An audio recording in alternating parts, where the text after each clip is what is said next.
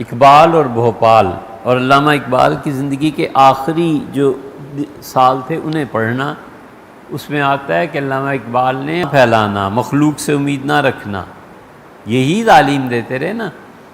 وفات 50 سال سے زیادہ ہو گئی تھی عمر، تو انہوں نے اخبار میں اشتہار دیا کہ اب میری عمر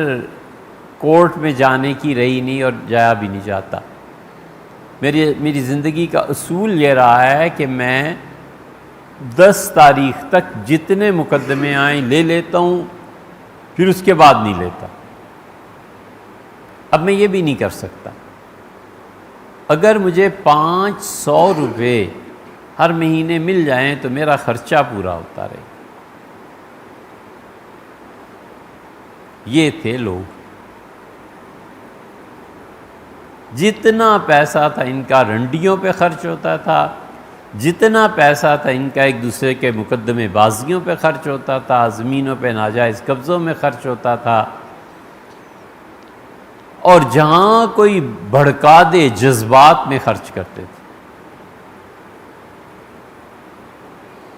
اس اشتہار کو ہم نے پڑھا تو شرم ڈوب کے مر جانے کو جی چاہتا تھا کہ اتنا بڑا آدمی کیسے اشتہار دیا ہوگا کہ صرف 500 روپے مسلمان مجھے دے دیں تو میرا گزارا چل جائے۔ یہ خبر جب پہنچی بھوپال، تو بھوپال میں سر راس مسعود وزیر تعلیم تھے۔ راس مسعود یہ پوتے تھے سر سید کے، اور سر سید نے جب علی گڑھ بنایا تھا تو اس وقت ان کے بڑے دوست جرمن بھی، انگریز بھی، ہندوستانی بھی اور مختلف ممالک کے لوگ، فری تھا نا ہندوستان، تو انہوں نے اپنے پوتے کی بسم اللہ مسعود کی جب کرائی تو 4 سال کا یہ بچہ تھا، تو راس جو تھے یہ جرمن تھے، انہوں نے پوچھا سر سید یہ پوتے کا نام کیا؟ ان کا مسعود، تو اس نے کہا میرا نام رکھو راس، ہوتا ہوگا جرمنی میں کوئی لفظ، تو راس اس کا نام آیا اور مسعود ساتھ لگا، یہ سر راس مسعود تھے۔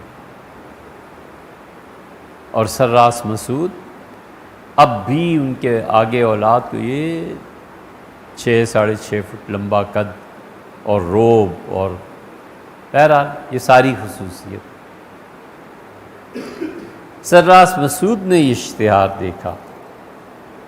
نواب بھوپال نے کہا کہ یہ علامہ جیسا آدمی 500 کا فوراً لکھو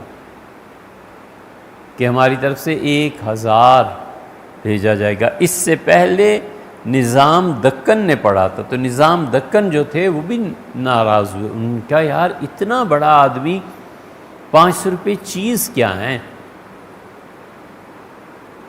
تار بھیجو اور کہو کہ آپ بے فکر رہیں، آپ جب تک کہیں گے یہ جاری وظیفہ جاری رہے گا۔ اس کے بعد خط آیا بھوپال سے، تو علامہ نے راس مسعود بڑے گہرے دوست تھے بہت، انہیں خط لکھا جواب میں کہ نظام حیدرآباد نے بندوبست کر دیا ہے اور پیسے اس سے زیادہ میں نے کیا کرنے ہیں، میری طرف سے شکریہ انکار کے ساتھ پیش کر دیں۔ تو راس مسعود نے پھر خط لکھا اور اسے لکھا کہ آ کب رہے ہو، بے تکلفی تھی نا، ان کا اقبال یہ غلطی نہ کرو، آگے اولاد بھی ہے یا نہیں، انہوں نے بھی جینا ہے یا نہیں، جاوید اقبال اور تمہاری بیٹی نا، ہاں بیٹی کا شاید لکھا، کہا مجھے اپنا اکاؤنٹ نمبر بھیجو اور یہ پیسے جمع ہوتے رہیں گے، کل اولاد کے کام آئیں گے۔ مطلب یہ کہ ایسے تم اب زندگی میں اتنا مجاہدہ کر کے پہنچے ہو کہ یہ لکھنا اشتہار دینا پڑ رہا ہے، اولاد کو کیا ہو، اولاد بھی ایسے ہی کرے۔ پھر علامہ اقبال گئے تھے تو صبح کھانے پہ ایک بات ہوئی کسی شعر کی،